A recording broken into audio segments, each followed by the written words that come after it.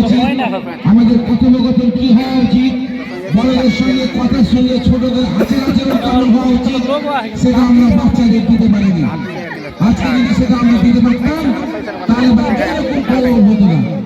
মূল্য সব জায়গায় একই রকম, যেটাকে আমরা পার্টি বাদের ভাষা বলে লুটু, যে লুটু আমরা দিতে পারছি না।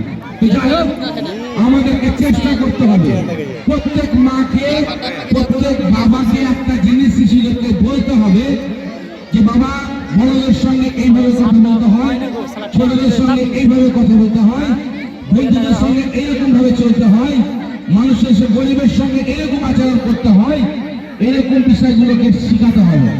আজকাল আমরা শিশুদেরকে মোবাইল হাতে দিয়ে দিই, ওই মোবাইল নিয়ে তখন ডোরেমন বলুন আর বিভিন্ন রকম কার্টুন নিয়ে ব্যস্ত, সেখানে সেই কার্টুন তারাকে শিখাচ্ছে বিকৃতি সংস্কৃতি। আমাদের মাদেরকে, বাবাদেরকে এই জিনিসগুলো লক্ষ্য রাখতে হবে। ছোট ছোট ভুল একজন শিশুর জন্য বড় বড় বিপদ ডেকে আনে। আমরা তাই গরিবের বন্ধুর পক্ষ থেকে প্রত্যেক মা বাবাকে একটাই কথা বলবো, আপনার অন্তত পক্ষে দিনে 5 থেকে 10 মিনিট বের করে আপনি আপনার বাচ্চার সঙ্গে কথা বলুন। আপনার বাচ্চাকে যখন রাত্রিবেলায় ঘুমাবেন তাকে নিয়ে তার সঙ্গে দুটো গল্প করুন। আমার মনে আছে, আমরা আমাদের বয়সী যারা আছেন তারা প্রত্যেকেই বুঝতে পারছেন যে আমরা যখন ঘুমাতাম তখন বাড়ির যে বড় ছিল, বয়স্ক দিদা হোক, নানি হোক, দাদু হোক, দাদা হোক, তারা আমাদেরকে বিভিন্ন রকম গল্প শোনাতেন। সেই গল্পের মাধ্যমে আমরা একে অপরকে বুঝতাম, সমাজকে বুঝতাম।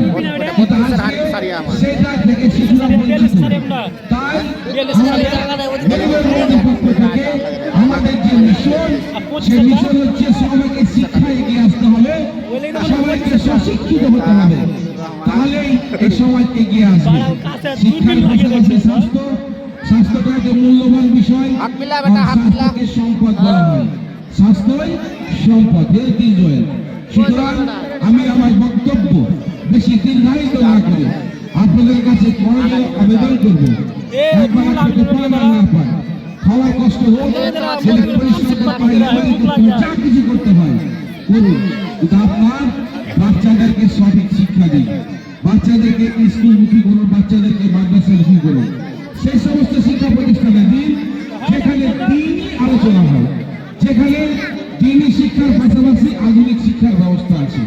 সেরকম ভাবে আপনারা একে অপরের সবাই সমবেতভাবে এইরকম শিক্ষা প্রতিষ্ঠানকে